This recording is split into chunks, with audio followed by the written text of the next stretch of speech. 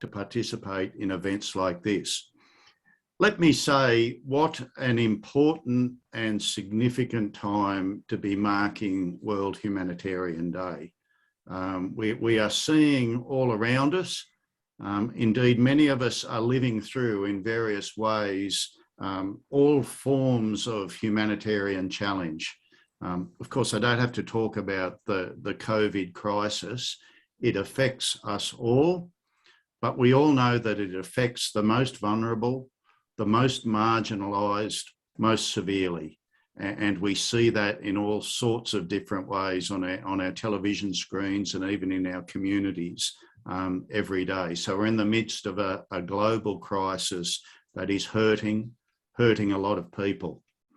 A few days ago, we saw what could only be described as shocking images from Afghanistan, with the return of Afghanistan to what must be described as a very alarming and a very uncertain future.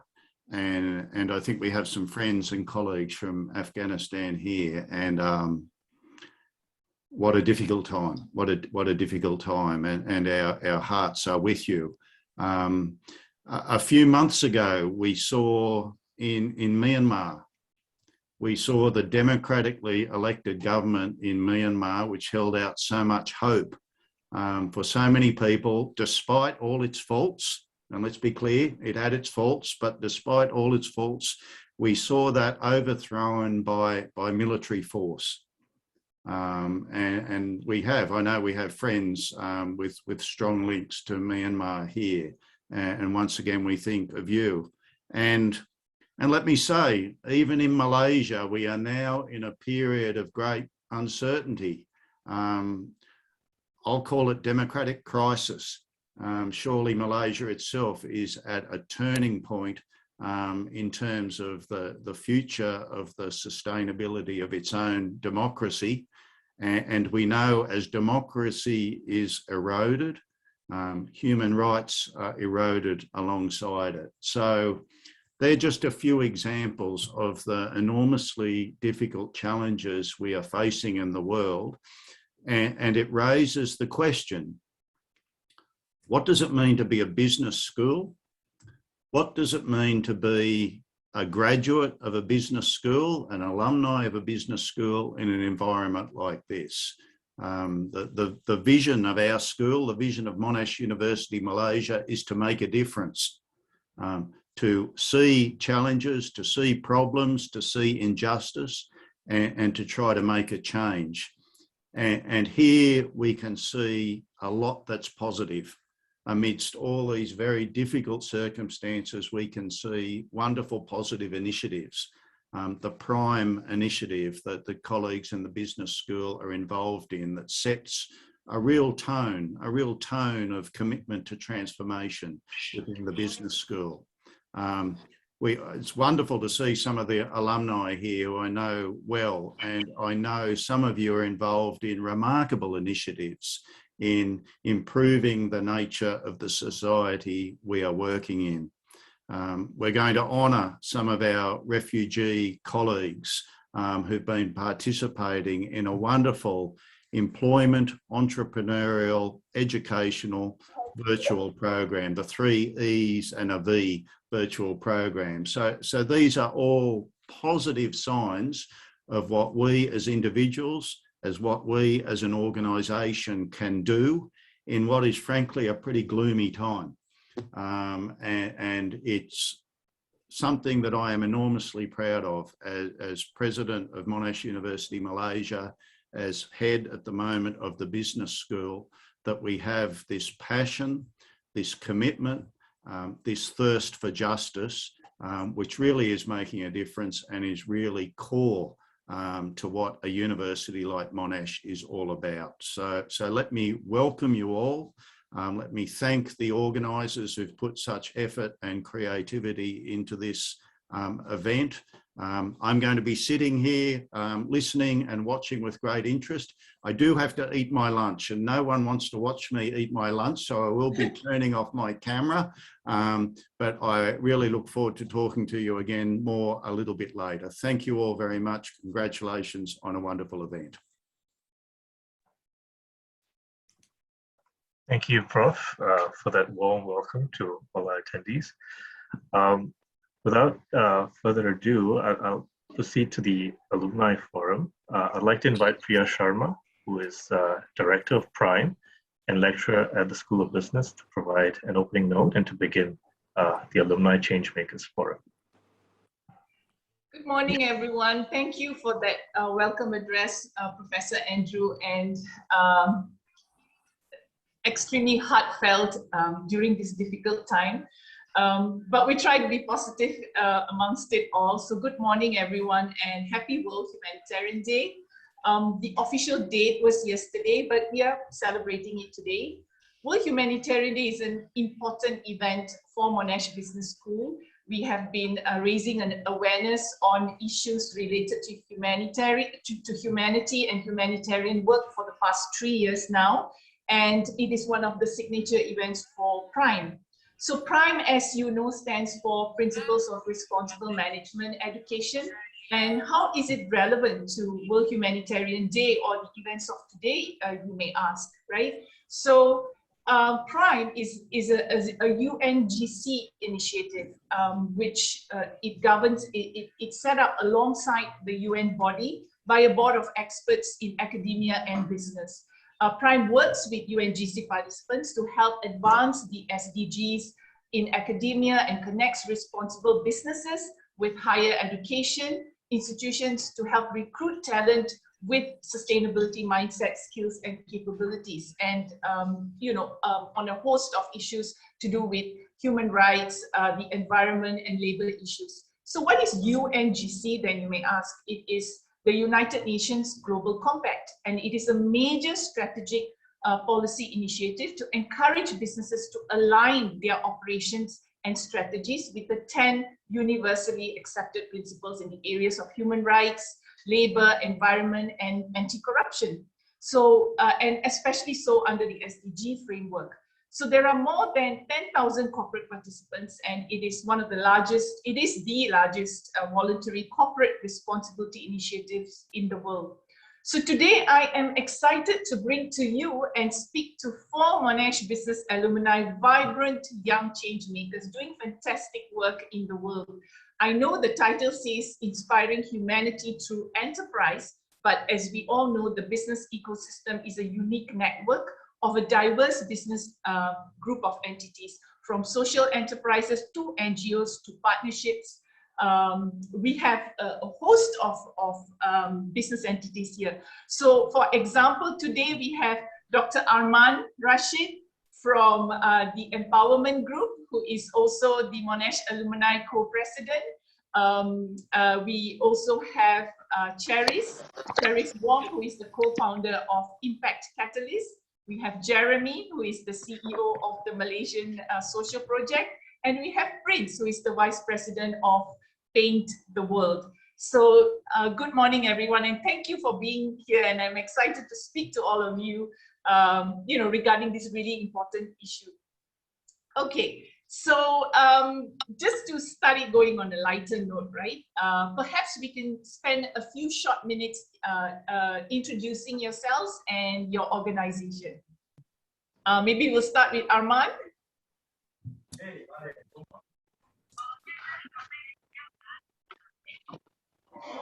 You're muted, Arman. Oh, okay. Sorry about that. Well, yes. Thank you. Thanks again, Priya. Thank you to Monash for inviting us today. What is the World Humanitarian Day at the end of the day? It's really a celebration and recognition of people helping people. So looking forward to it. To introduce myself, I'm the co-president of the Monash Malaysia Business Alumni Chapter. I'm also a co-partner of the Empowerment Group, which is the global partnership of mental health providers. I'm also a political analyst and mental health professional. So looking forward to our conversation today. Hi, Cheris. Good morning, Cheris. My name is Priya. Hi, good morning, everyone. It's really an honor to be here. Thank you for inviting me to be a part of the panel. I'm the co-founder of Impact Catalyst. It's a social initiative that a fellow alumni, Radhika and I actually co-developed to really help drive social change among youth in Malaysia. And at the same time, I'm working full-time with PwC Steel Strategy team. Hi, Jeremy. Hello, hi. Yeah, I think like everyone here, is really an honor to go back to Monash and actually give my thoughts on all these humanitarian thought leaders, right, with all these people here. And yeah, I think just to introduce the Malaysian social project, we connect students to non-profit organization to solve some of their most important strategic issues, right? So we actually empower the students to go out and help out this non-profit in not only on a voluntary basis, but actually like on a management basis to how we can actually help them solve their most important problems. And I think apart from, I mean, even though I'm a CEO at like the Malaysian Social Project, but my full-time job is actually working at Sunway's innovation team. So we actually look at startups and how we can actually empower startups to actually work with Sunway and invest in them as well. Yep, nice to meet you all here. Thank you, Jeremy. Hi, Prince. Hi everyone, thank you so much for this amazing honor.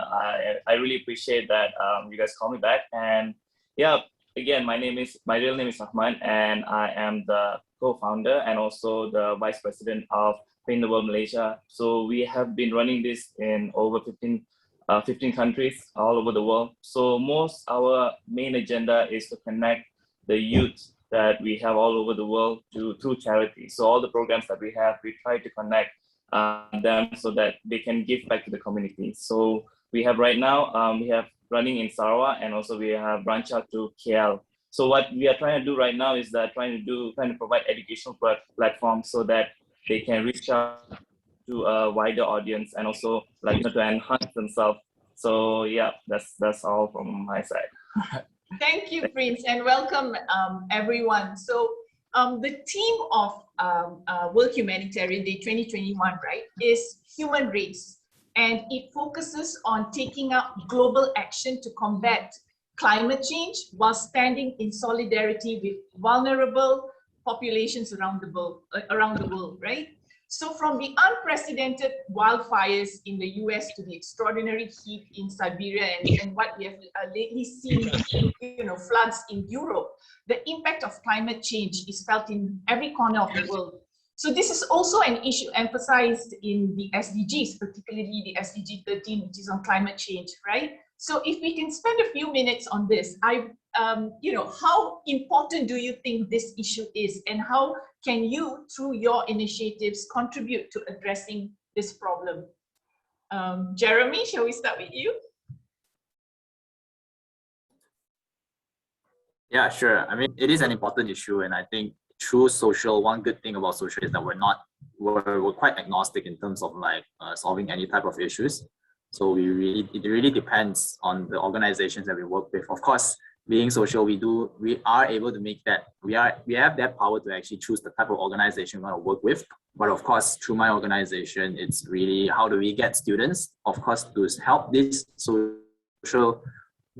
non-profits that are tackling the issues that you mentioned earlier, right? And actually also, how do we create that awareness for all the students here who will be working with us to know that these are some of the most important issues that you should be looking at, right? Not just what you see on the news, but sometimes you also need to really get involved and actually do the research and understand that, okay, these are really something that in 10 years time down the line, if we don't do anything, it's gonna really backfire on us, right?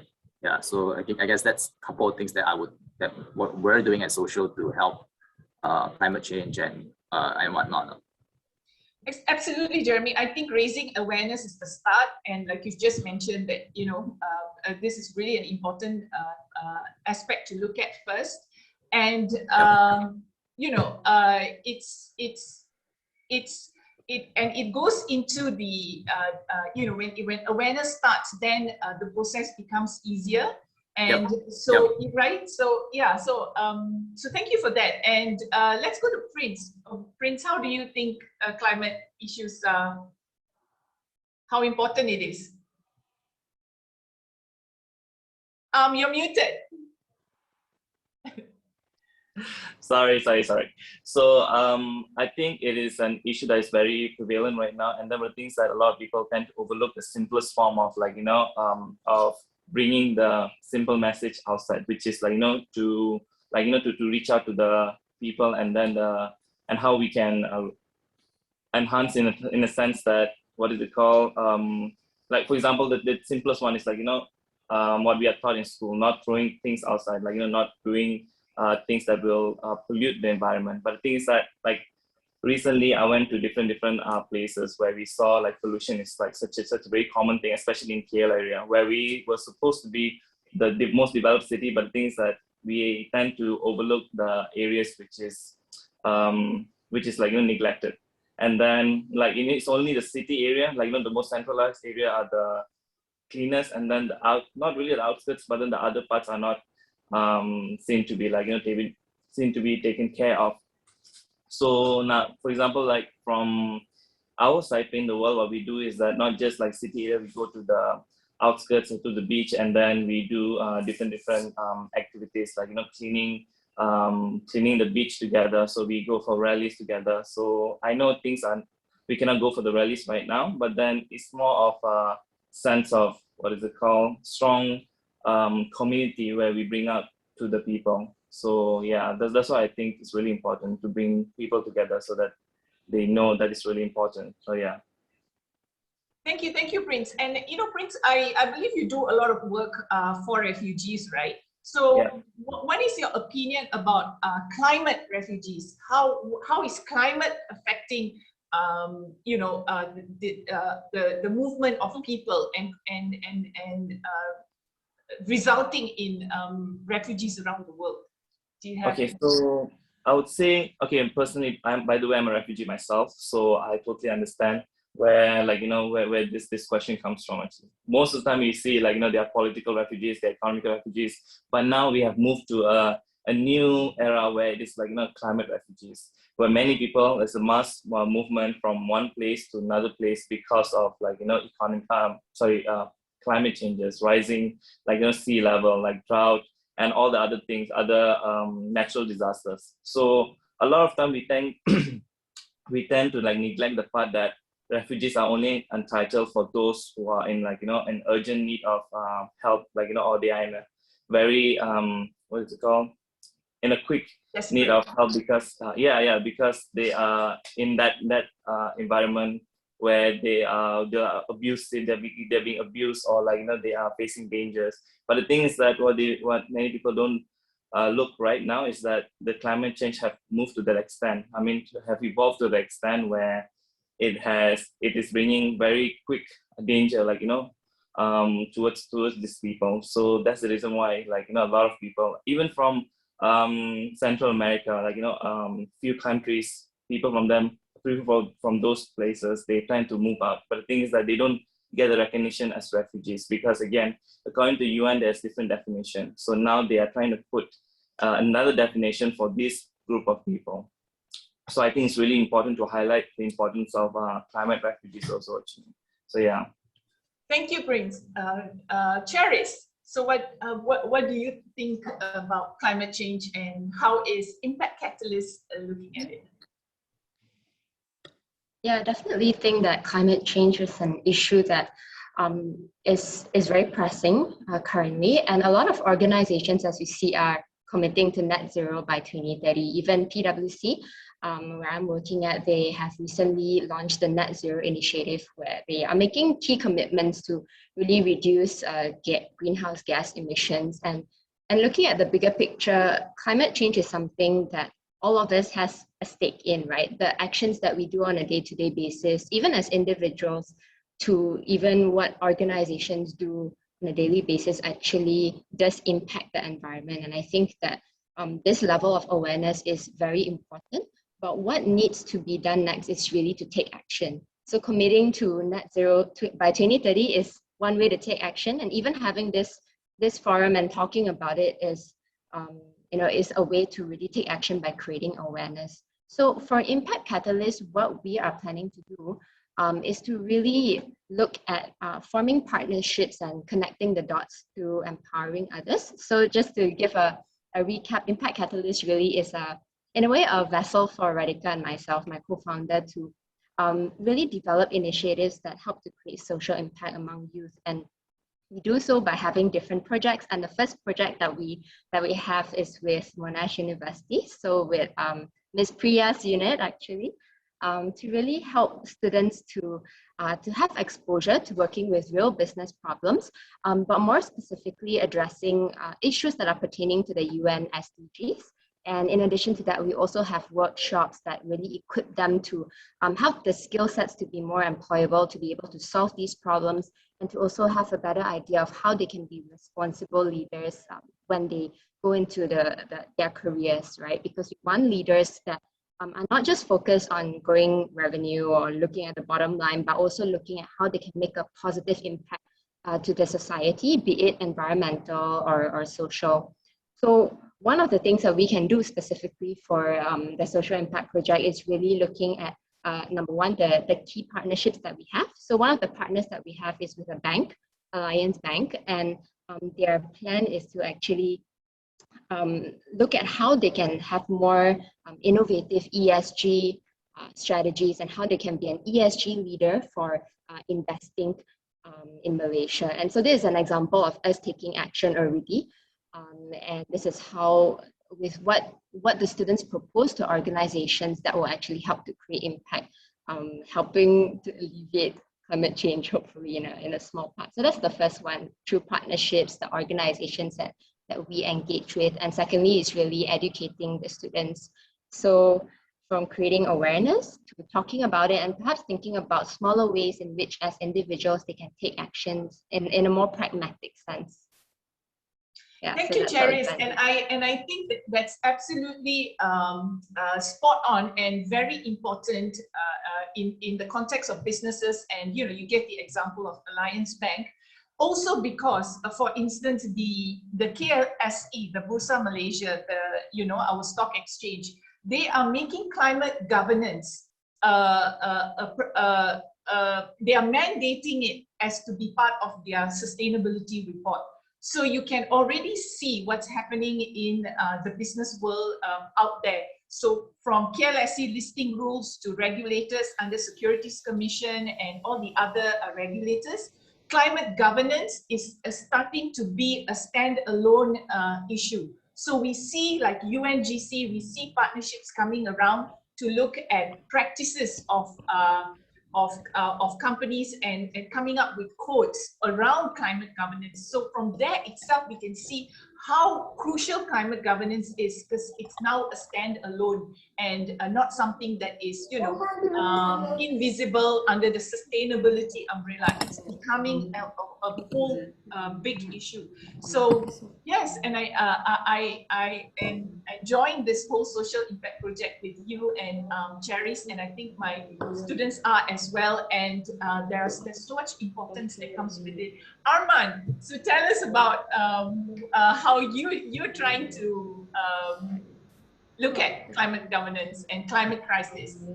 Thanks, Priya. Look, first I want to emphasize how serious the climate change issue is.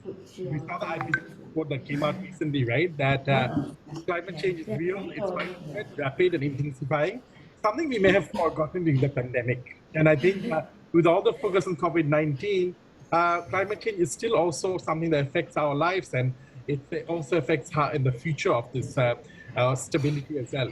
I think one thing we need to remember, right? Yes, UN SDG 13 talks about climate action, but it also impacts on all the other SDGs, including good health and well-being, number 3. So we need to look at it in a more holistic way. For example, resource constraints that will come from environmental pressure could lead to conflict, could lead to mental health challenges as well.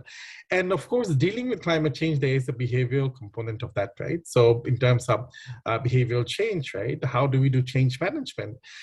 So look, I wear a couple of caps. So I'll start with my cap, the TEG, that empowerment group. What is the TEG? As I mentioned earlier, it's a global partnership. And what we work with is with individuals, communities, and organizations with cutting edge tools to empower them in a holistic way. So I think the key word is holistic, where we see that the climate change, whether it's and mental health, are not necessarily as separate as it seems like it is, right? So how can corporates and individuals and communities be more responsible? How can we take control of what we have control in and focus on that to make change, right? So how can we be more mindful as a whole? So when we work with corporates, right, companies, what we want to do is focus on sustainability in a much more broader sense, right? So a responsible company, and that's why I think whether it's as organizations or individuals, right, there is a room for us to be more mindful of our actions, more aware of the implications of what what we are doing, and most importantly, taking control. In mental health, we often talk about, right, that we don't control what we can control, and we try to control what we can't control. Yes, and if you look at the larger scale, right? I mean, some of the challenges we are facing in climate change may seem outside our control. But what you are in control, right, is to be sustainable yourself. So we have to walk the talk, right? So and being responsible, you could start with just yourself. Making sure that you like recycle, what's recyclable, avoid using plastic bags, for example. So this is a broader change management process where companies have to be responsible, individuals have to be responsible, and there are mental health aspects of that. So when we provide a more holistic mental health solutions, we want to look at, overall fostering a culture of responsibility where and I think the pandemic has actually shown us that the way we have to be more aware about how our actions affect each other. Thank you, Arman. I love how you connected, the whole broad climate crisis right down to us as people and as, being introspective, being mindful. And I absolutely like the way that the word that you have used, mindful, being mindful, behavioral change. And I do think this whole pandemic has made us more introspective, and we're realizing what is important, not just for in our personal capacity, but more on a humanity level. And I think it's sinking in, and I think people are evolving in that sense. Absolutely. And can I just add something, Priya, there? If the pandemic has taught us something, it's how interconnected and intertwined we are, right? So, what seemed to be like, we live in separate turfs, right, is really not the case. My health affects your health, your well-being affects my well-being, right? So, and I think climate change, right, in terms may seem really far away, but at the end of the day, our common ownership of this planet, right, the global commons in that sense, right? I think if anything, the lessons from the pandemic, right, is that we are in this together. And I think addressing the climate change, we also have to have the same spirit of collaboration between communities, between countries, between different stakeholders. Yeah. Thank you, Arman. And building on that, right, and keeping with the theme, an important aspect of delivering change, like, what all of you are doing, is leadership. And lately, there has been this huge focus on humane-oriented leadership, which reflects supportive, considerate leadership, but it also includes compassion, modesty, generosity, and emphasis on diversity, equity, and inclusion. So as they say, the greatness of humanity is not in being human, but in being humane, right? So my question to you, to each one of you, is what value, if any, do you see in this kind of leadership? And have you reflected this in your organization at all? Are you looking at leadership in that perspective? Jeremy.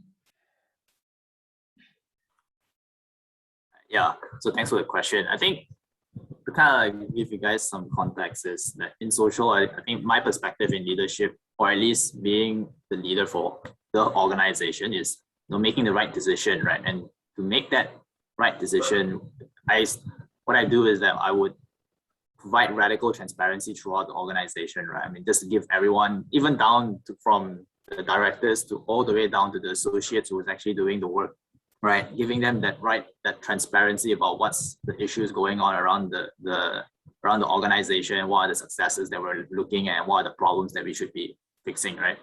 And I think to empower them to make this decision, obviously radical transparency is one. The second one is actually empowering them to take responsibility for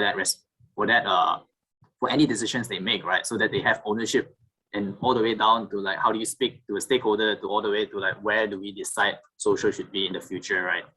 And like what you mentioned, the humane leadership is something that I would say there are like values that we don't explicitly say, but we show it, from me showing it to the directors, then the directors showing it to the associates. And I think, of course, that comes with like being supportive, not being supportive in any decision that was made. If it was the wrong decision, you know, understand why that decision was made and make sure that that doesn't happen again in the future. And the same thing as well, giving them that compassion, you know, that's so that they will feel empowered to actually take ownership and to really help us drive towards where social wants to be, right, in terms of like our mission and vision.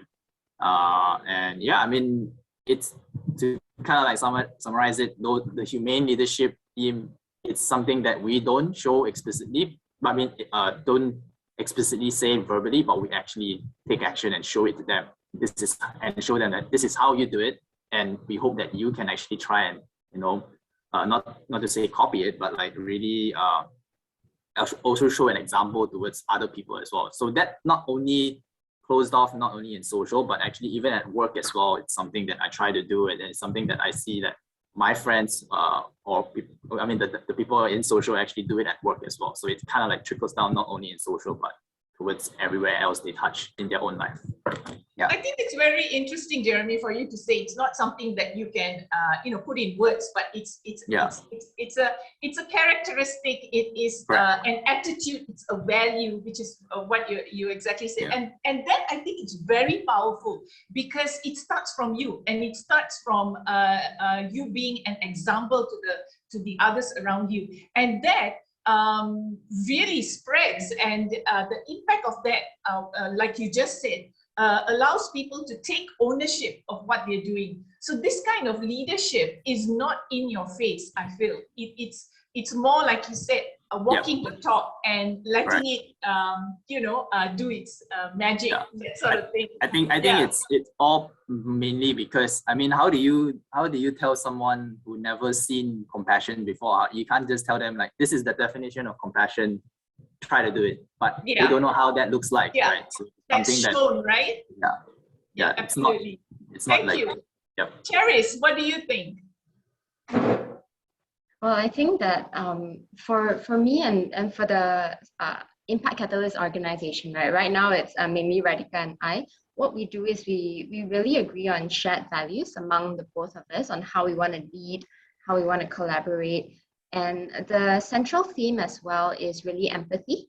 So when I see humane leadership, I also think of empathy. And as a leader, whether or not you are leading an organization or a country, I do believe that empathy is so important. So putting yourself in the other person's shoes and being able to really relate to the person and listen. You've got 2 ears to listen, 1 mouth to speak. So I believe that it's really important to listen as a leader. And that is something that we practice a lot. I mean, what we do, and that's what we also extend to other people that we interact with, other stakeholders that we work with as part of Impact Catalyst as well. And to me, that is something that that is very meaningful. And I think more of us should do it. You don't have to be christen the title of a leader or a CEO to actually practice humane leadership. I believe that all of us, whether or not we are leaders, we should also start doing it. And it can start with your first step, which is having empathy. Thanks, Charis. You know, and empathy is such a strong word. It is, you know, we may think that it is, you know, it's airy-fairy, or like, you know, it is a lot to do with sensitivity and, you know, maybe unable to carry out tasks. But I disagree. I think empathy, absolutely, like what you said, is about listening. And as a leader, you need to listen. Thank you for that. Arman, what do you think? Thank you. Look, to build on what Jeremy and Charis said, I think we can't look at compassion as a type of leadership, but compassion has to be really integral to any form of leadership, right? So, and I think again, I'll go back to COVID-19, right? I mean, what COVID-19 has taught us, I think it's really, look, it's been 1.5 years now, and I think, look, even though we don't, the end is not near, it is not going to be soon. I think it's really time for us to really reflect on what have we learned about ourselves in this process. As I said, how interconnected we are. The world somehow, no matter which place of the world you live in, we are connected to each other, right? So I think, and even more so when we're in the same organization or the same outfit. So bearing that in mind, we need to ensure that we have respect for diversity of thoughts, diversity of ideas, diversity of opinions. And this is where I think we need to come up with structures within the workplace that is much more flexible and adaptable. So, and that really change begins with us, and we have to walk the talk, right? And at MMBSC, the Monash Malaysia Business Alumni Chapter, Maywa and myself, my co-president, we have tried to foster a culture of empowering our team members. We've tried to be as adaptable, as flexible as possible, recognizing, right, that the pandemic has really changed the landscape in which we work in. So we really have to take that into account when we set our milestones and how we do that. Particularly in a volunteering organization, right? I think it's even more important for us to have compassion. The bearing in mind that this is one situation where we are all affected by the pandemic. So, and we have to take into account, right, that those who are volunteering there with organizations like MMBSC or any other volunteer organization. I am also the director of research advocacy with the community mental health organization, work with a number of volunteers there. I think being compassionate to our volunteers is also as important, right? So, and being responsible to how our actions will affect them, and being a good listener, being there to listen. And I think leadership is not really about necessarily just leading, but really fostering an enabling environment for growth, right? So I think that's what we have to work in. And that's something that, you know, to bring into my work at TEG, what we try to do in our work with organizations, right, is that to remind ourselves again that employees are the most valuable resources for an organization. And quite simply, Priya, happy employees lead to productivity, retention, and growth. So how do we co-create that win-win solution, right?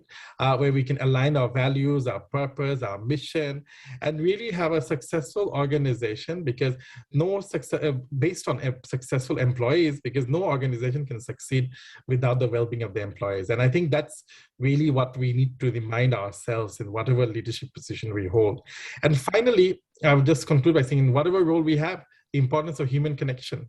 I think that's, I think we, you know, the fact is we may be working. The fact is there are targets, there are goals, and all those are really important. You know, there are milestones that you have to reach, right, for any organization. And but at the same time, I think we can't lose the human connection, right, in our work. Yeah, absolutely. And I was reminded of something you just said on diversity. And I think it was Radhika who, and I will never forget this phrase, because Radhika who told me, diversity is when you invite someone to the party. Inclusion is when you get them to dance. Am I right, Charis? Yeah, so yes, I will never forget that phrase. Yeah, so it's stuck in my head. And absolutely, diversity and inclusivity. Prince, coming back to you, how do you see humane leadership? I would say the most important thing is that the ability to learn as a leader, actually, because this is from my point of view and my experience. I would say, as a leader, you're not just like, you know, supposed to lead, but also be able to teach and learn along the way. Because I feel like that's what makes a leader good. I mean, that's how you differentiate, actually, because along the way you learn, and then you tend to, like, you know, have that tendency of, like, a lot of times, like, people tend to keep it to themselves, but then a leader will not be able to lead for a very long time, because once he, like, you know, reach his peak, or, like, you know, after that, they'll be like, you know, it's done. So I think it's really important for a leader to be able to learn and also to teach his followers. I mean, it's not really followers, more of, like, you know, the people that you're leading with, actually. Yeah. So I feel like, you know, like how Charis also mentioned, Chris also just mentioned about empathy. It's really important for us to listen, because most of the time, I've noticed that, like, you know, in different environments where, like, you know, there's only one person, like, you know, making decisions without even, like, you know, asking for opinions, or, like, you know, the people they are working with. I feel like that's really important for a leader to have, a trait for a leader to have. Like, for me, and, like, you know, the founder, obviously the founder of Paint the World Malaysia, like, you know, Aziza and also Dika, I always go back to them, and I will always try my best to learn as much as possible, and also, like, you know, try to give out the ideas of, like, try to do different things. It's always have to be, like, you know, a bilateral, actually. You're just, like, you know, mutually benefiting. So yeah, I feel like this is one trait for a leader to have. Absolutely, yeah. Right, So, yeah. and I think you've summed it up quite well, because your willingness to learn is what characterizes you as a strong leader as well. How willing are you to learn? Because there's no way that we know everything, because people have different cultures, they have different capabilities, they have different insights, they have different stages of evolving, and the more open you are as a leader to learning from the rest, and I think that's how humane leadership, and it relates back to listening, having you listening, and the empathy, and raising awareness, and having the structure of diversity and inclusion in your organization. Thank you, guys. I think we've taken a lot from this conversation so far. So I have one last question now. All right. So I'm a strong believer that it takes a village for anything to be successful, right? Or to be effective. And so how important do you think is building meaningful partnerships, especially in this decade of action? I say decade of action because, we have the UN 17 Sustainable Development Goals, and their aim is to achieve the targets by 2030. So how important are collaborations and partnerships to build meaningful impact in the work that you do? Charis, let's start with you. Yeah, so for us at Impact Catalyst, and specifically for the social impact project, partnerships are crucial. It's in a way the central theme of what we are doing, because we work with currently 8 different host companies, and TEG is one of it.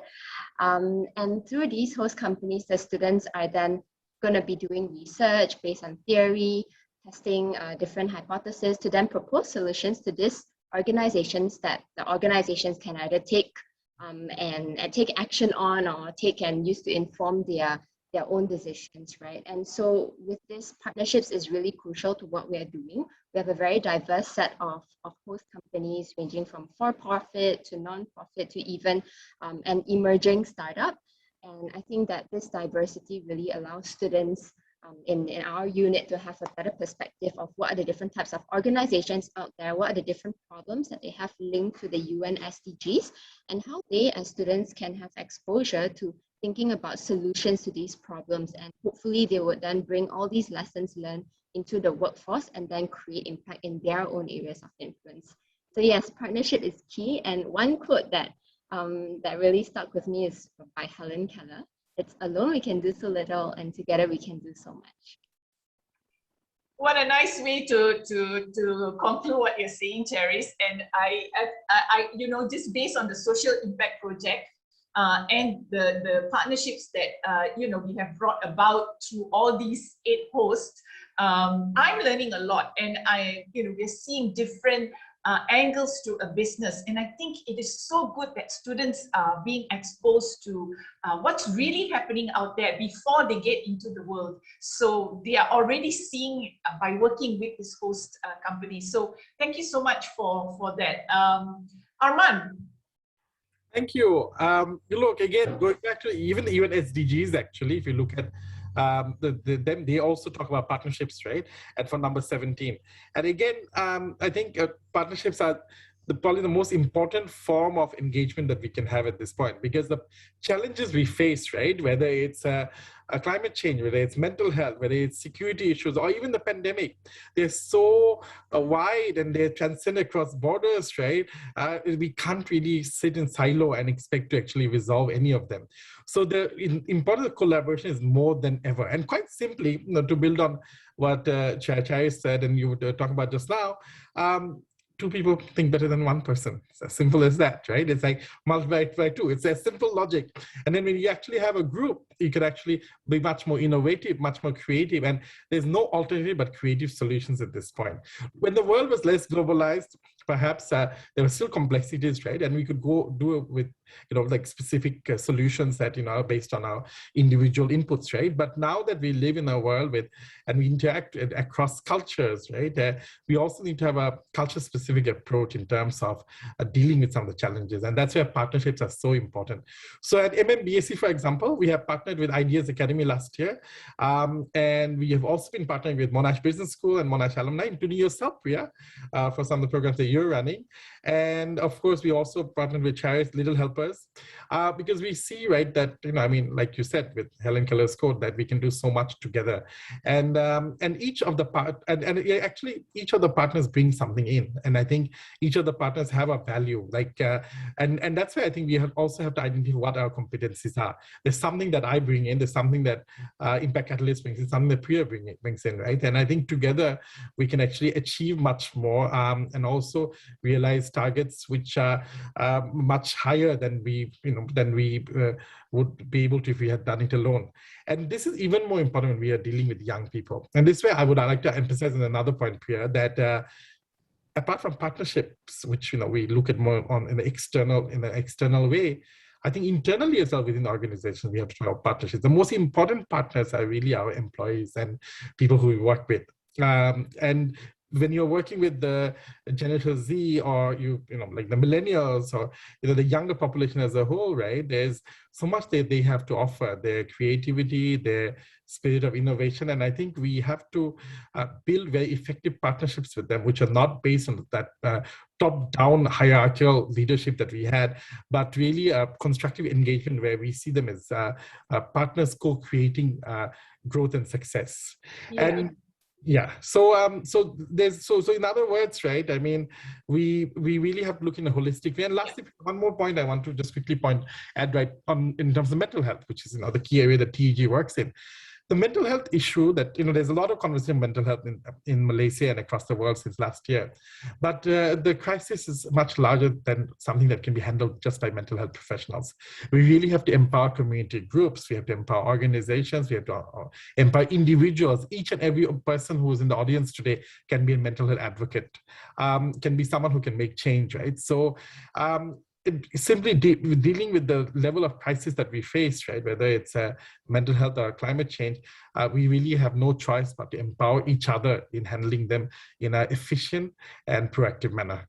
Thank you, Arman. And I think technology, I mean, weirdly, not weirdly, I mean, from what we've seen due to the COVID, right, we're more connected now because of technology. And I don't think, I would have got to know all of you, if not for, the borderless world that we work in now, and, connecting to everyone on, online and trying to make impact through online. We used to think, no, we can't do that, but it's actually creating more impact by, technology is doing this and allowing us to do this, and building partnerships and collaborating, which I want to ask you, Prince. I mean, like, I know you do a lot of work around refugees, and I think how important do you think are collaborations and partnerships in this era, in what we are facing now? How important is it to the community and what's happening? I feel like the word collaboration right now is like, it is one of the words that has been widely used actually. And then I'm so happy right now because it is something that many people are accepting it widely also. Because before then, collaboration is something really hard to achieve because they are people are so, what is it called? They are really hard to to work with different people because they are not open to that idea actually. They'll do a lot of assessment, background assessment, this and that, for them to actually go to the term where let's get into partnership, or just as simple as easy as collaboration actually. But now it has been something that is more of an experimental thing, which is an amazing thing because a lot of people get to connect with different people, different organizations and NGOs. Like for example, like us in the world, we have collaborated with a number of other NGOs. That gives us a bigger chance to to explore on different aspects. Like for example, we got to reach out to Orang Asli groups, Orang Asli community, refugee community, and also a lot of B40 communities. Because from being the world, what we were doing previously was mostly targeting the Orang Asli group, and then now we have shifted into also doing into refugees and helping them out. And also after that, now we are going to the B40 group through our collaborations. So I feel like it's really important for every organization to be open to that idea of collaboration, actually, not to run away from one step leads you to another, doesn't it? Exactly. And it just gets, and you're Exactly. on the ground, right? Exactly. Do you feel it on the ground? I feel like, I feel like, I feel it on the ground, actually. I feel like, whenever I work with a different group of people, I feel like, there's a sense of, what is it called? Teamwork, and also like responsibility. But at the same time, it's so much fun because you're not just getting ideas or like humanity, right? A sense of humanity. Exactly. You feel better. You feel connected more, actually. So yeah, that's what I believe is really important. Yeah, collaboration. Thank you, Prince. And I know the work that you do, and I know that what you're trying to do out there, and I can feel it. I absolutely agree that what's happening on the ground. There's a need, and people are more open, I feel, nowadays to forming that connections, and like you said, not so cautious about all the ticks that they have to achieve. Thank you for that. And Jeremy, how do you see partnerships, and how has it made a difference for you? Yeah, I mean, for social, partnership. It is the key to why social is successful, to be honest, in the past 3 years, 2.5 years actually, right? And I think the way I see partnership as social is like 3 main stakeholders, right, that we need to kind of like partner with and collaborate with, right? So the first one is like the students. So how do we reach out to more students? So we would actually go out and look for partnerships with major student organizations that would, easily tap into tens and thousands of students who might be interested in working on a social project with the Malaysian Social Project, right? And the second partnership that we really value is our partnership with the industry players. So meaning that all the consulting firms that we're working with, like the Boston Consulting Group, Kearney, and even recently we've onboarded like Sunway Innovations to actually partner with them to see how we can actually push through some of the creative ideas the students have, and actually how do we come in and help them implement them not only through the students, but actually see how we can get startups to work with like non-profits as well, right?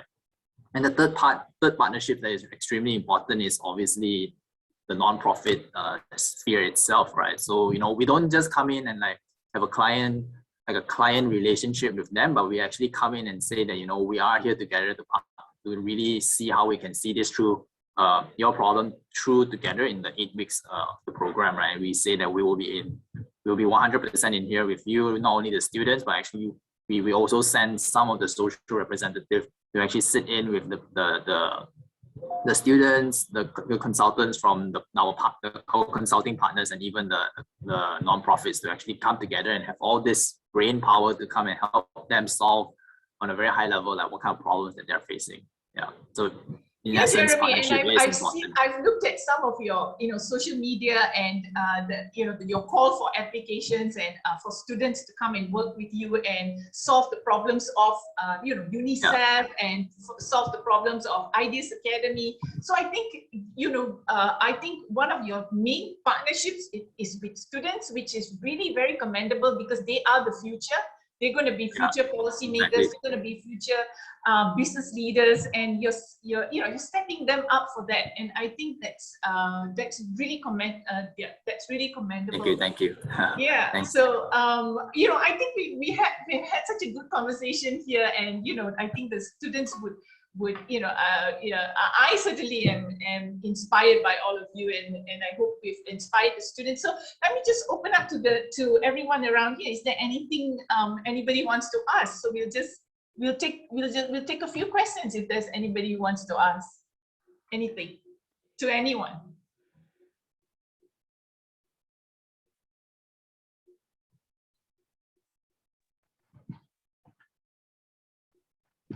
You can also post your questions in the chat box if.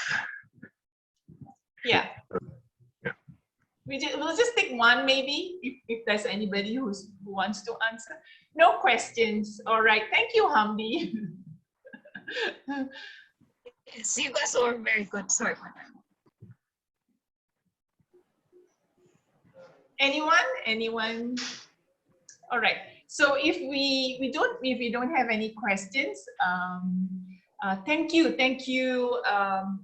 Arman, thank you, Charis, thank you, Jeremy, thank you, Prince, for that wonderful discussion, totally in keeping with the theme for today, which is this year's, which is human race, and standing in solidarity with vulnerable communities and climate change. I think we've discussed quite a few and tried to connect it all to what we do at the business school and what you guys do as Monash Alumni.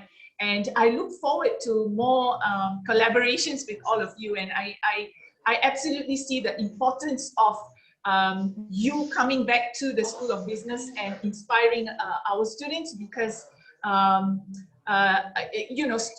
students are always inspired by their own peers and who is out there doing what they're doing. So thank you for being here. Thank you very much. Thank you for having us and inviting us. Thank you so much for having us. Thank you so much, Ms. Priya, for having us. And huge thank you to Monash University for all the support that you've given to the alumni. I think for me, if there's one last word to impart to the students, is to also stay connected with Monash alumni, the network, and think about how you can really think of creating synergies with what you do to give back to the students, because students really gain so much, and all of you are the future of Malaysia. So yeah, we're very, very blessed to be able to even connect and be able to share with all of you here today. Well said, Cheris.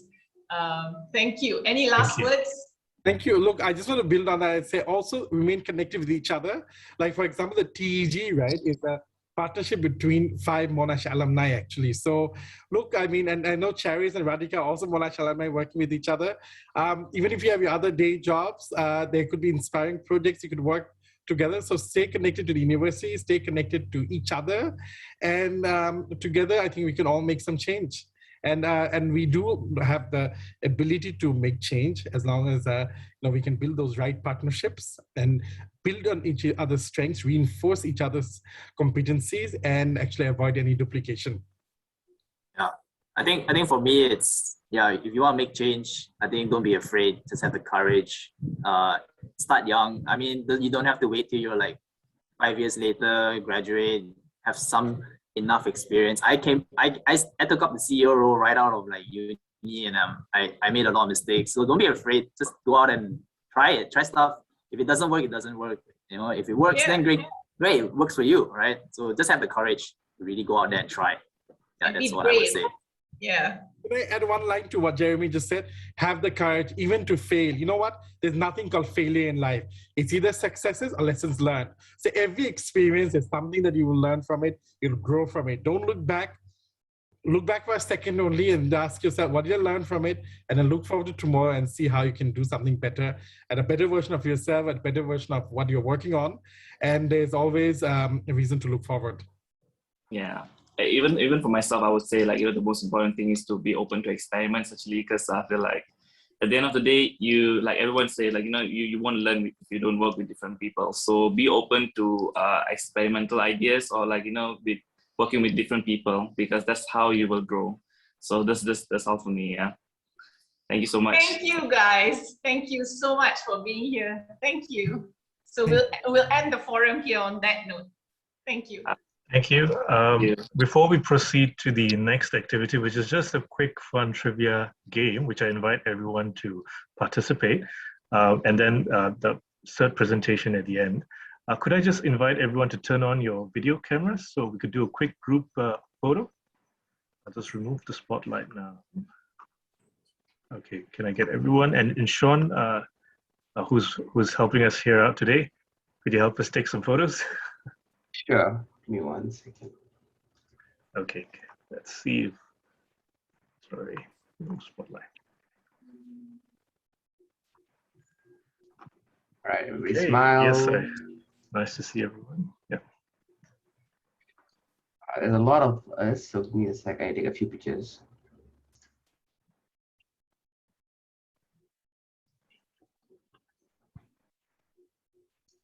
Just keep smiling, everybody. Yeah, I'm almost like halfway done, actually.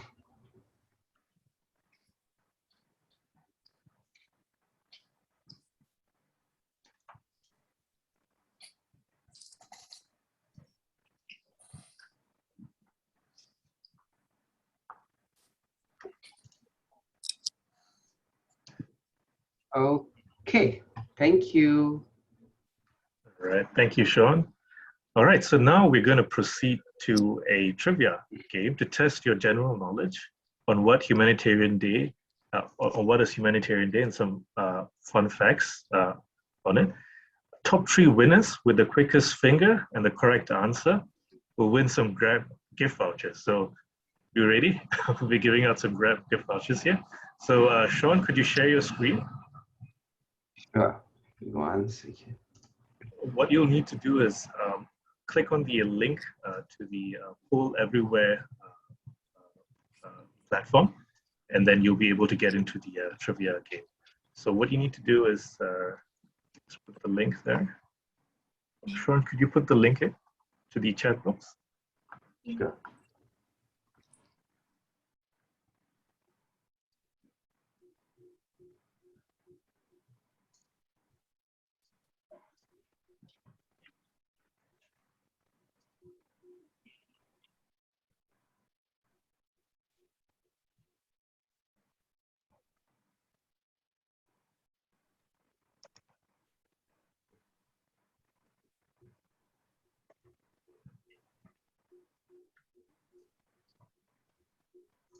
Okay, so click on that link and you'll get into the trivia game.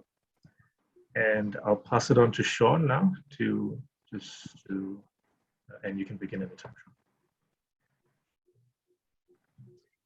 I'll give everyone around a minute to get in first, then we'll start.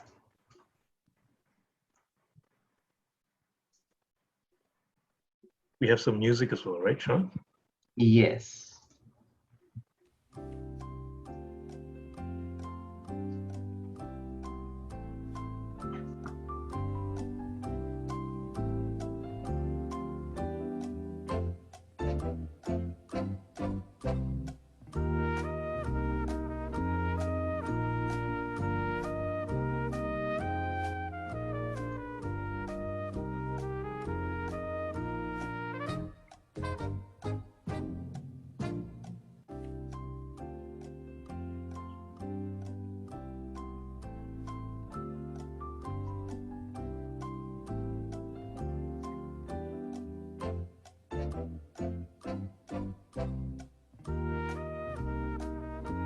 All right, everyone should be in, so let's begin.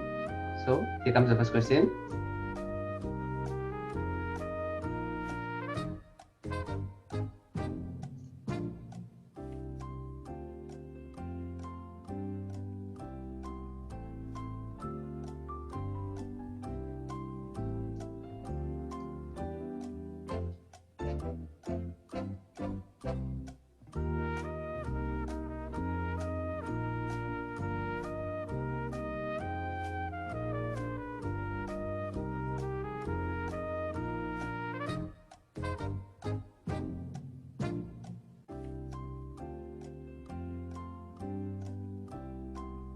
Right, so almost a lot of y'all got this correct. The first one actually refers to World Entrepreneurs Day, which is also held this month. Moving on.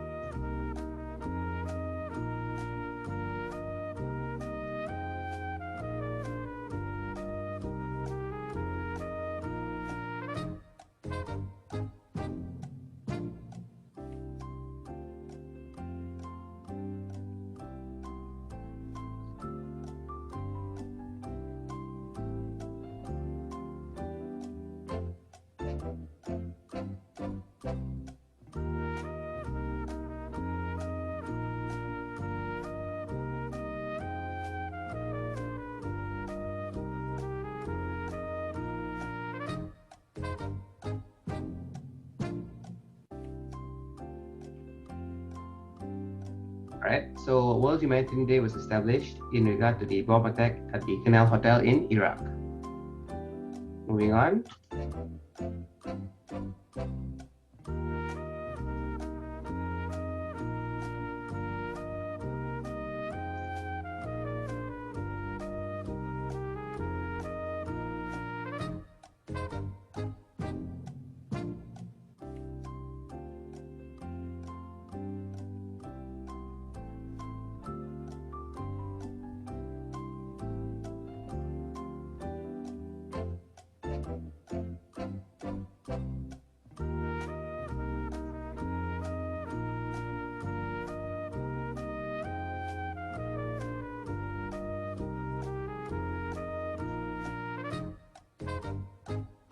All right, good job. Most of you got this.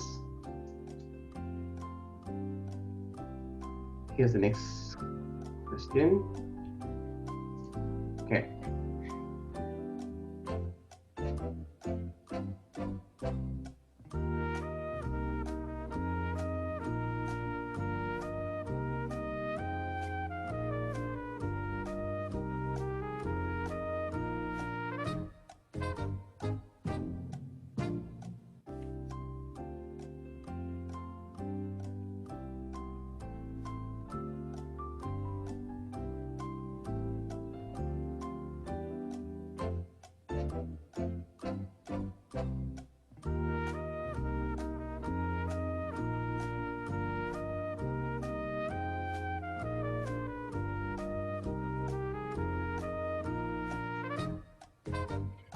All right, so actually all of the gases contribute to global warming, but carbon dioxide plays the biggest role.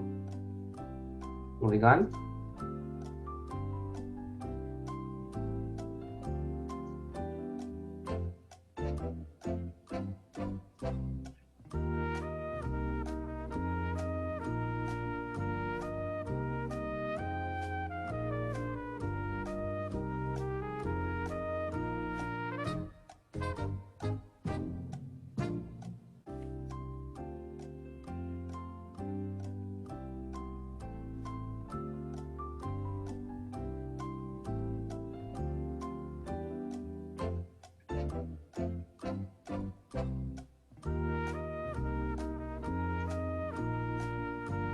All right, good job, everyone. Okay, so moving on to the last question.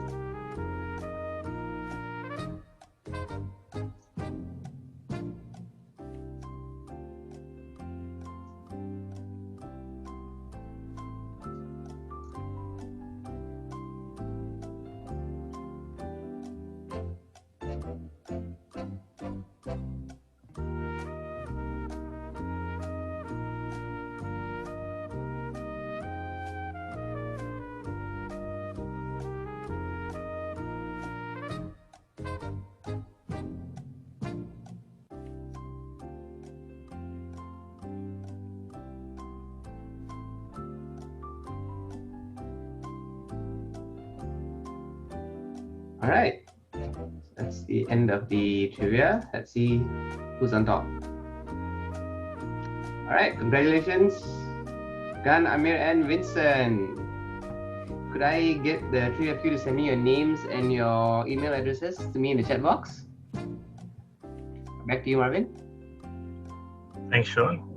Yes, so to the winners, just drop your name and email address to Sean in the chat box, and we'll get in touch with you with your gift vouchers. Next, we'll proceed into the presentation of certificates for the Employability and Entrepreneurial Education Virtual Program for refugees that was conducted this year. I'll pass it on to Priya to initiate. Thanks, Marvin. Hi, I'm back again.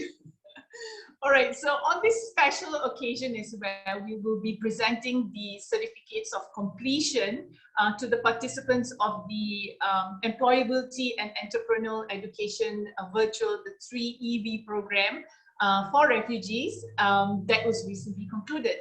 So before I move on to the presentation, just a little bit of background to the program. So as you know, Malaysia is home to one of the largest urban refugee population, hosting over 170,000 refugees and asylum seekers. And, you know, according to the UNHCR, there are about 179,550 refugees and asylum seekers registered with the UNHCR in Malaysia from around 50 countries who are fleeing war and persecution, including Myanmar, Pakistan, Yemen, Syria, Somalia, Afghanistan, Sri Lanka, Iraq, and many other countries. So the refugees in Malaysia do not have access to formal education or the right to work. Due to this, refugee youth in particular rely on informal federal system of community-based learning for education, and they are more likely to enter the informal sector of the economy for work. So in 2017, 2018, 19, and 2021, just recently, under the PRIME platform, the Principles of Responsible Management Education, Monash Malaysia School of Business, we played a huge role in coordinating the CERT program, which stands for Connecting and Equipping Refugees to Tertiary Education.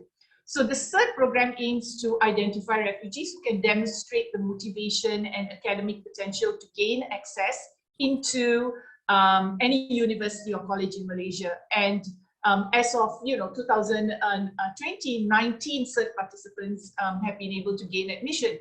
So once that was conducted, what we realized was, after speaking to quite a number of alumni of CERT, despite the efforts to help refugee youth gain access to higher education, a large number of them are unable to pursue higher education opportunities due to obstacles and challenges they face. So just like everyone else, refugees need to earn a living to support their livelihoods, especially given they have lost most, if not all, of their productive assets after fleeing their home countries. So in many cases, due to desperate living conditions, refugee youth have to step up to share financial responsibilities for their household. So recognizing this need, the Employability and Entrepreneurial Education Virtual Program for Refugees 2021 was conceptualized through a collaborative effort between UNHCR Malaysia and the School of Business Prime platform. And the 3EV program for refugees was conducted over 3 weeks, and it recently concluded. The purpose of this program is to enable refugee youth, particularly, to develop their employability and entrepreneurial skills. And this includes skills to communicate effectively in business conversations, interviews, office settings, to manage their emotions, mental health, and well-being in the workplace, especially during this COVID-19 pandemic, utilize technology to improve personal branding, be resourceful and innovative, apply idea generation techniques, and develop an entrepreneurial mindset. So here I would like to take the opportunity to thank Monash Business School Australia for the grant that I received under the Prime Award for Education Excellence. It was this award that enabled Prime Malaysia to successfully conduct this pilot program. So without further ado, it is my pleasure to invite the Deputy Representative for UNHCR, Anna Pelosi, to say a few words.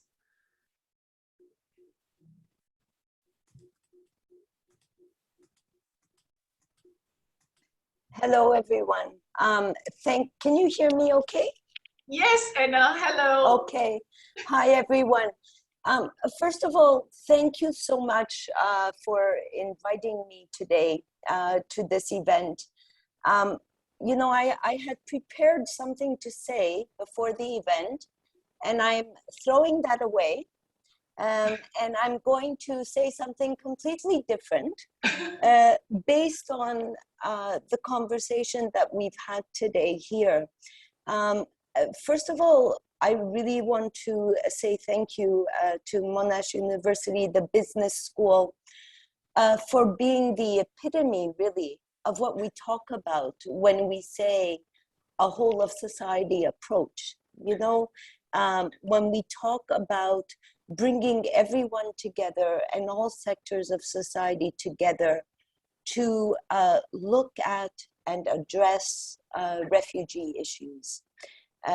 Because I think this is a good example, and Dr. Priya, you attended the Global Compact on Refugees, and this is a prime example of what we mean by everyone coming together and sharing responsibility to ensure that refugees can contribute to society.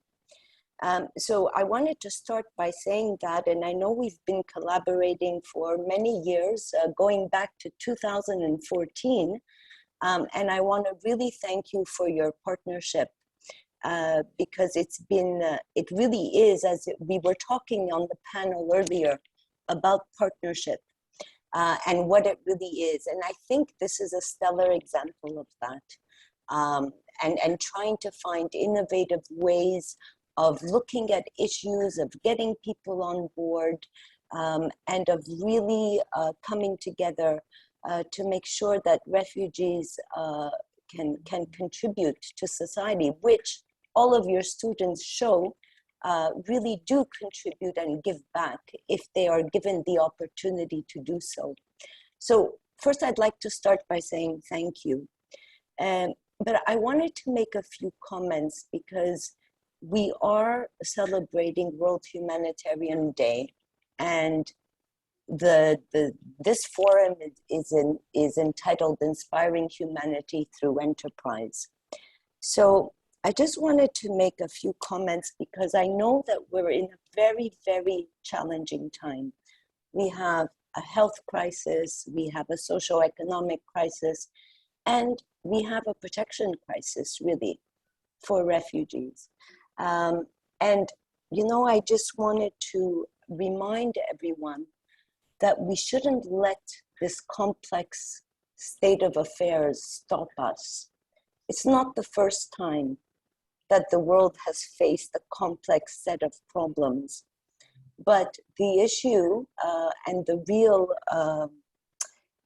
resilience that we need to show is that shown by refugees actually all over the world. You know, when refugees have to leave their homes and are persecuted and their lives are in danger, they don't say, oh, this is too complicated, I can't do it anymore, and give up. They move ahead, they forge ahead.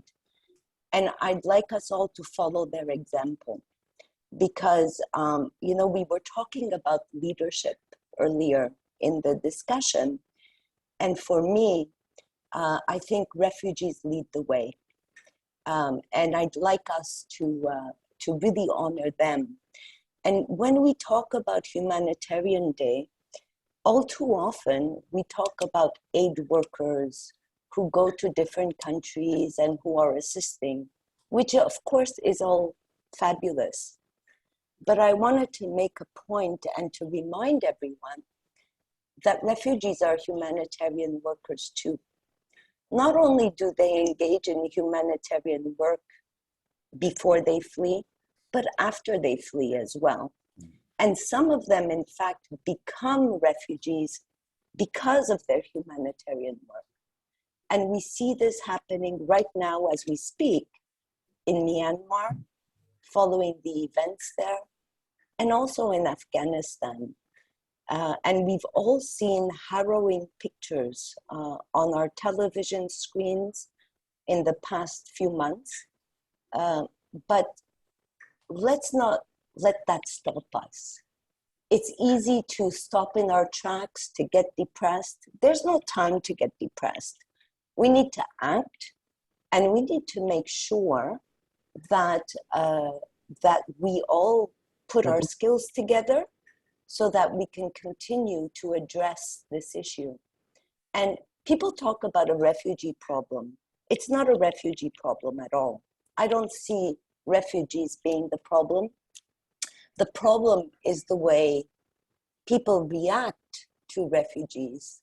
The problem, the challenge is the policies in place for refugees. That's the problem. Refugees are not the problem.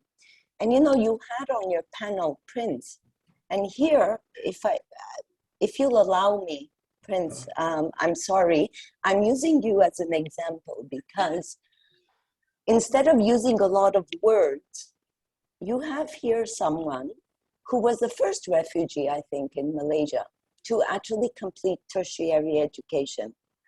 And what does he do? He's not just looking after himself and making money for himself with his skills. No, what did he do? He turned around and guess what? He engaged in humanitarian work, not only to help his own community, but to help Malaysians as well. And this is what refugees can do. And this is what a humanitarian worker really is. It's about having the values of and having the compassion, not only to go to the party, as someone so eloquently put it earlier in the discussion, but to dance, to really dance and make things happen, and to have a party and include other people and make them dance. And what's the dance about? The dance is about ensuring that the people, the most marginalized people, including refugees and asylum seekers, are given the opportunity to contribute their skills and to contribute to society. Refugees are not helpless people. And those students who are graduating today, I'd like to tell you, don't let labels stop you. Your identity is not a refugee. You are a person with skills, with values, and you can help other people. So take those skills and use them to make this a better world, because I'm sure you will. I wanted to maybe quote someone who is much more enlightened than I am. And that is an anthropologist, and her name is Margaret Mead. And you know, when she was also, of course, she was teaching as well. And one of the students asked her, you know, what is civilization? When do we know that, you know, we have reached a civilized state? And the student, of course, was expecting answers like, oh, you know, when we started making tools, when pots came into play, when agriculture came into being. But that wasn't her answer at all. Her answer was, you know, I think we can date civilization back to when we found a skeleton of someone whose femur was broken and healed. The point being that somebody helped that person to heal. And that's what civilization is about. You know, there's, we have around the world about 82 million displaced persons. We have, at the end of last year, over 26 million refugees. 10 million of those are of school-going age. They should all be in school, but they're not. And there's only about 30% really that are in school. And when you look at the statistics, maybe 77% of those are in primary education, 31% are at secondary level, and guess what? Only about 3% of refugees have a chance for tertiary education. And this is what we need to change. In Malaysia, we have about 29% of refugees who should be in school, who are in school. That means that 70% are not. We are, there are community schools, there are efforts to do that. And of course, Monash University is a prime example of how people are coming together to open up possibilities for refugees to access tertiary education. And what we see globally, not just in Malaysia, is that in fact, when you give these opportunities to refugees, they're really the ones who are the catalysts of change. Why? Because they've experienced suffering, they know what it is, they've been in those shoes, they've walked through that journey. And that's why we need to support them in doing this. And so I think there's lots more that we can do. We've done a lot, but there's lots more that we can do to make sure that refugees have access to education. You know, times are tough with the pandemic. Sometimes you hear conversations like, well, you know, our own children have to be in school. Why should we open up schools and education to refugees? I'd like to ask a different question. Why shouldn't we? Because what we see is refugees can contribute if you allow them to. And if we don't allow them to, then we're the ones who pay the price. Not only the refugees themselves, but the host societies who host them, we're the ones who don't get to benefit from their talents. And so I think I really, this is the message I want to give, really, that, you know, refugees are humanitarian workers. Refugees have skills. They can contribute to society. They don't want to be dependent on aid. That's the last thing they want. They want to be able to contribute. And if we give them the opportunity to do that and take responsibility for giving them those opportunities, then you know what? It's not only the refugees who benefit, but all of us and all of our societies that will benefit. And so to all of the students here today who are getting certificates, I really want to say congratulations, and really don't let labels stop you. And to all those refugees in your communities that don't yet have access to education, please be a model for them. And at the same time, we will continue the struggle to ensure that we keep on working and try and surmount the obstacles that we're all facing to make this a reality for everyone. So I think I want to stop there. And again, thanks to all of you, to the refugees who are here. It's hard to go through these programs.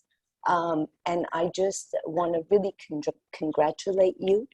And I really want to say again, thank you to Monash University for making this possible, for all the other things you do at the global level to make education possible for refugees.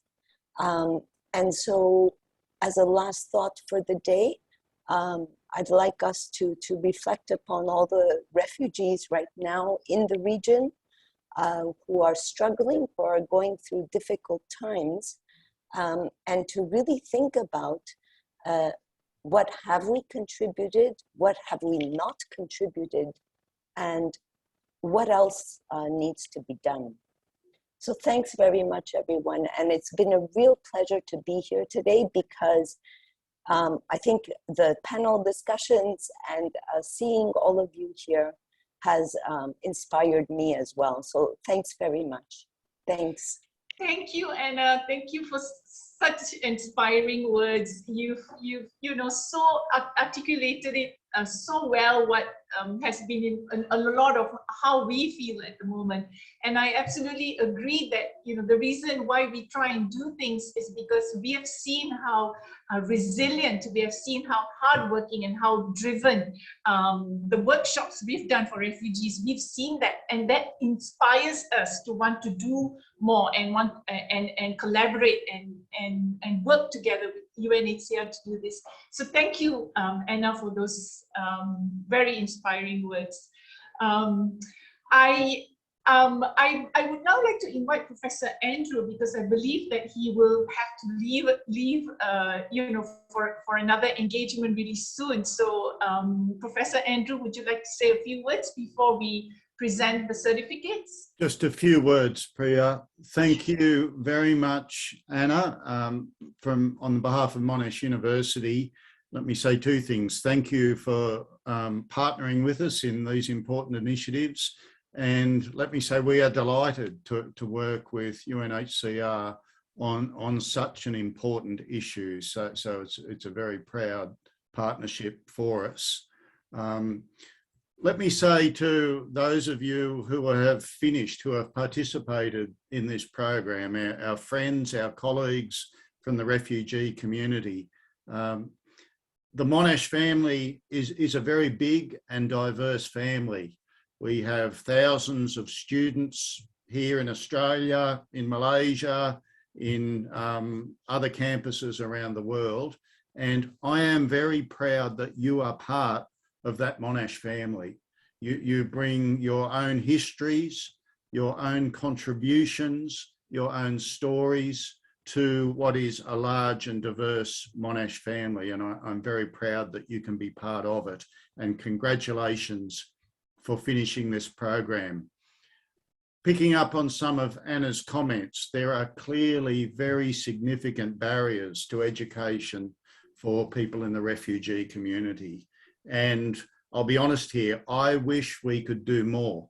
I would have liked to do more at Monash University to provide formal education pathways to degrees for people from the refugee community. And Anna talked about Prince, one of our graduates, a wonderful achievement, but the regulatory barriers are very big. And we have found enormous difficulties in finding a way around those barriers so we can enroll students from the refugee community in our programs. We will keep working on it, but meanwhile, I am delighted that we have such excellent and impactful programs like the program we're celebrating today. So congratulations to the participants. It's wonderful to have you as part of the Monash University community. Thank you very much. Thank you, Andrew, for all the support that you've given to what we're trying to do. And I agree with you that it's a really difficult task, trying to enroll refugees into our universities. And I suppose that is why we've looked around, looked at ways to have such programs to help them develop their skills and potentially help them in their own in making a living and within their communities. So thank you for all the support that you've given us. Okay, so I will share.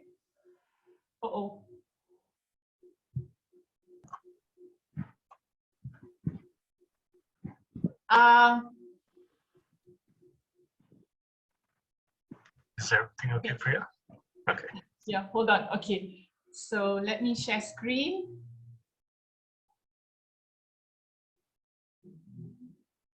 Hold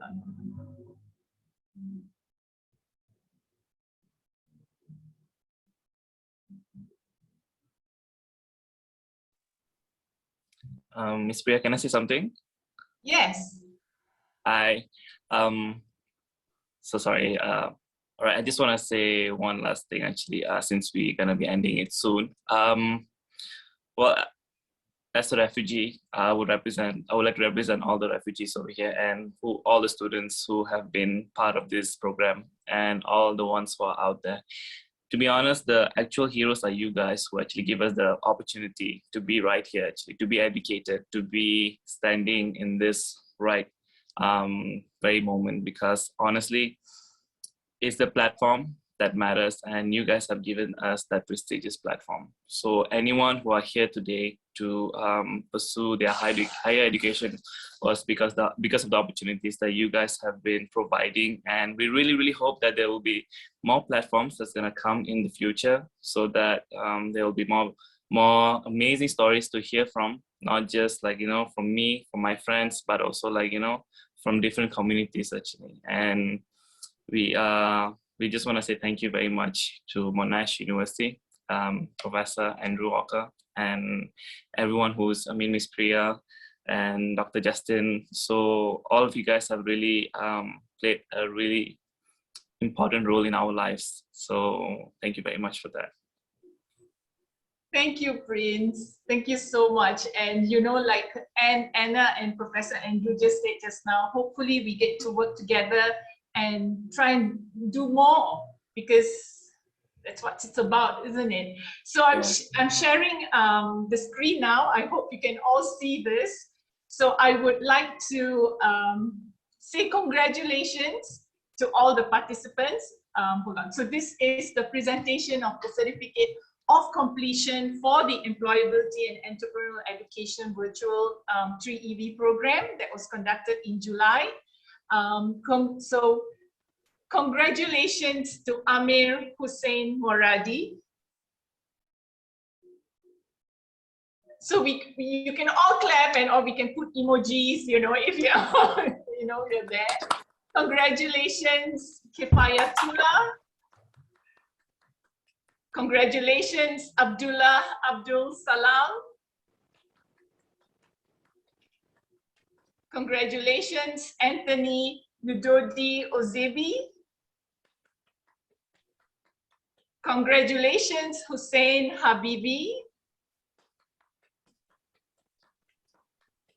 Congratulations, Jasmine Bethelmin. Congratulations, Nash Ahmad Ataul Hai. Congratulations, Jay Stimo. Congratulations, Reem Abdul Hafiq Khalil. Congratulations, Rihana binti Muhammad Rashid. Congratulations, Sodul Islam Muhammad Saleh. Congratulations, Muhammad Sabar Khan. Congratulations, Makandu Stanislaus. Congratulations, Sonia Mobashir. Congratulations, Saida M. Riza. Congratulations, Shabul Islam Muhammad Saleh. And congratulations, Hamdi Abdi Kadir Ahmed. I would also like to take this opportunity to thank Monash alumni and the academics from Monash Business School, Dr. Arman Rashid, Dr. Stephanie Chia, and Dr. Daniel Loy for conducting guest speaker sessions during this program. Thank you very much. And last but not least, I would like to thank First Works Group for conceptualizing and implementing this program. We have worked with First Works Group before, also to do with Prime-related programs with refugees under the UNHCR. So thank you very much for all your contribution. Last but not least, I would like to invite Hamdi Abdul Kadir Ahmed to say a few words as a representative of the program in the 2021 cohort. Over to you, Hamdi. Thank you so much, Ms. Priya, for giving me this opportunity. That was so fast. The program is about to end. Oh no. Okay, so I'll just say a few words. I won't keep it long. Good day, everyone. Good afternoon. Hope you're doing well. My name is Hamdi Abdul Kadir Ahmed. And let me just say that the 3EV program, I'm just going to talk about the 3EV program a little bit and how they helped me, and why it's very important for us refugees to be part of this small community and family. So the 3EV program really helped me a lot in not just learning how to write my resume, my CV, and developing my interviewing skills and how to start my small business, which I already started, but how to make it better and help other people start their own business too. But also it taught me some life lessons, for example, always thinking critically and using the 6 different types of hats. I think our students remember that, my classmates, I mean. And it also taught us how to boost our productivity of thinking. And my experience was honestly the best experience I've ever had in my whole entire life. Some days were a little bit stressful for me not because of the classes, the 3EV program classes, but because of my day-to-day life. But as soon as I would join the classes, it was the environment that Mr. Rohin made for us was so enjoyable, and it did not feel like a burden at all. And we also learned a little bit about mindset and the mindset of a successful entrepreneur, how to generate a scalable business ideas, how to create a small business plan for our businesses, and a lot more topics that we covered also. And they all touched upon different types of difficulties we could be facing now or later when we start our own business. And of course, I'll surely be using all the skills I learned. One difficulty I was facing when I'm actually a university student. So as soon as I graduated college, I had to do my CV. So I don't know where to start, how to start, what am I supposed to put there, what am I not supposed to be putting there. And I didn't have the confidence to actually start my own CV. So I was just staring at a Word document that was blank.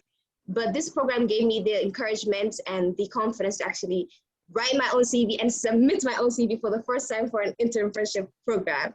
which is actually, as soon as I finished that, I submitted my CV, and it actually made me feel proud of myself that I came with expectations at first, and my goal was to actually write my own CV and submit it. And like achieving that was I'm very proud of myself, and also Mr. Rohin and all the guest speakers that taught me and, you know, helped me along the journey. I'm going to end it here, but I would also like to thank Monash University, the UNCR, Ms. Priya, Mr. Rohin, all our guest speakers, everyone who's here today. Thank you so much for making this available for us. I'm very excited. I'm very happy. Everything you say, you know, just giving us encouragement and knowing that there's people out there who know that we struggle with getting education, and knowing that there's a moment of like hopelessness because you're lost, you just graduated, what are you gonna do now? There's no higher education that you can, but just knowing that there's people that are actually working on it and there to provide help for us is very nice. So I'd like to thank you all, and thank you and congratulations to everyone who got their certificates. You guys did so well. I know how hard it is, and thank you all. That's all for me.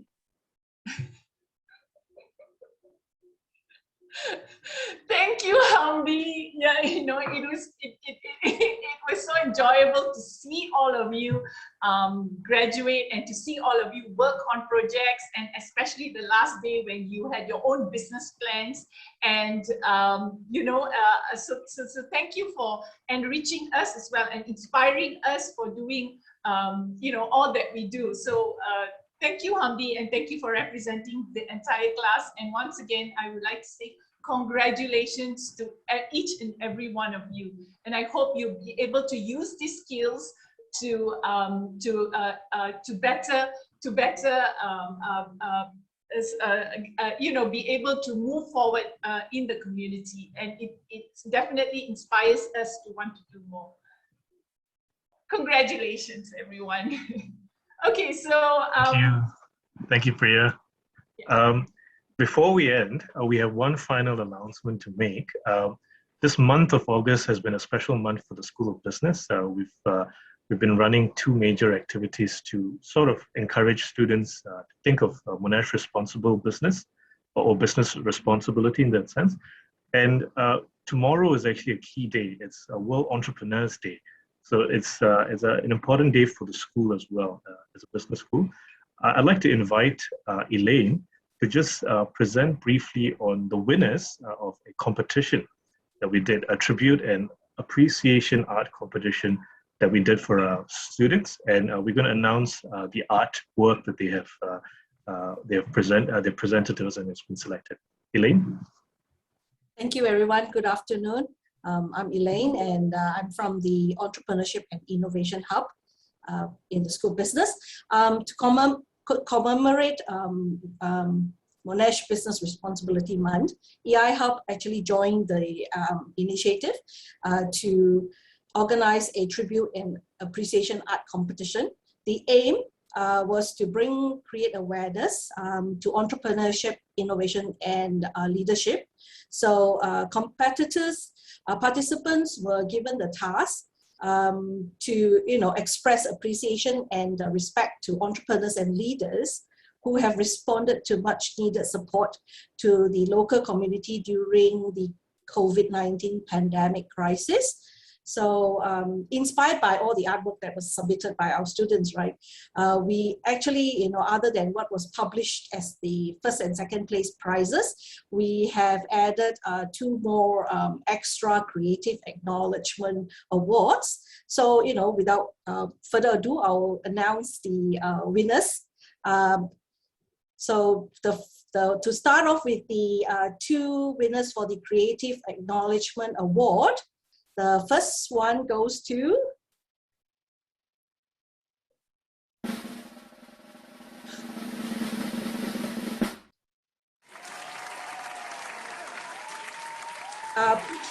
Putri Laura Zelia Muhammad Nazri from the School of Business. Her piece gives tribute to Community Cool, an initiative that empowers local brands and entrepreneurs to come together and to lend a hand to those in need. The next Creative Acknowledgement Award goes to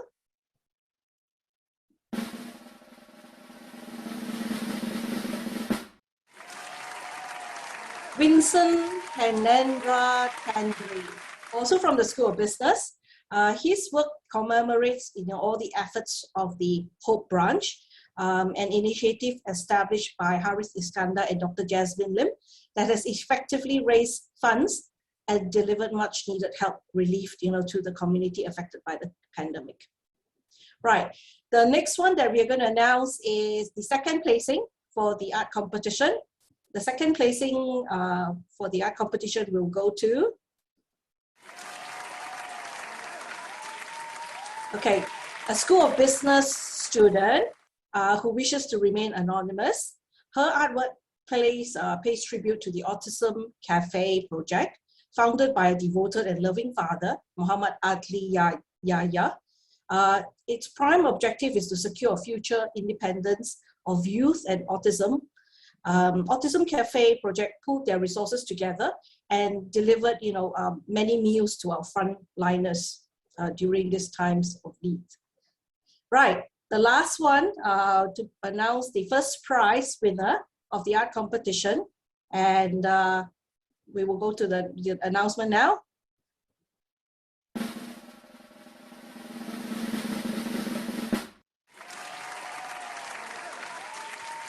Okay, the first prize goes to Wong Xiangqing.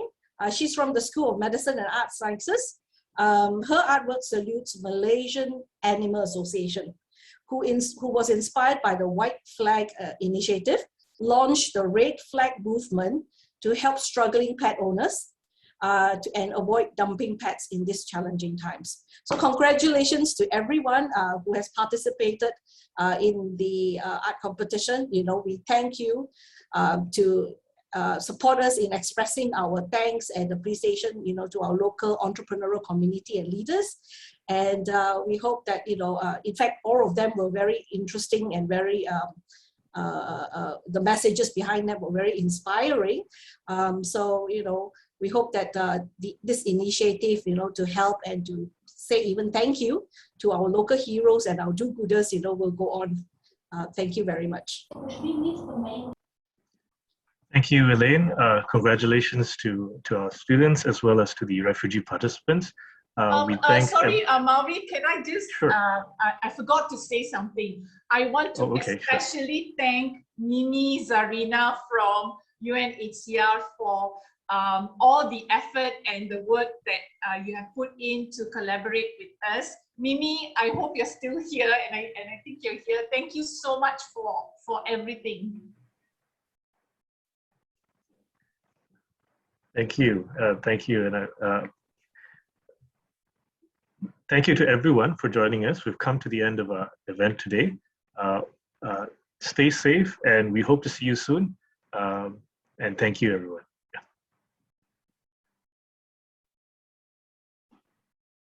Thank you so much, and have a nice day. Thank you. Bye. Thank you, Hamdi. Bye.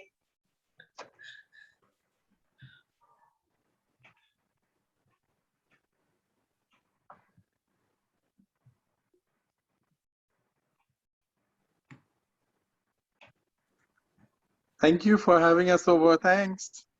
Thanks, Arman. Thanks, Arman. Bye. Bye-bye. Thank you, everyone, and congratulations to all those who completed the program today. Thank you. Bye-bye. Bye. Bye. Thanks. Bye.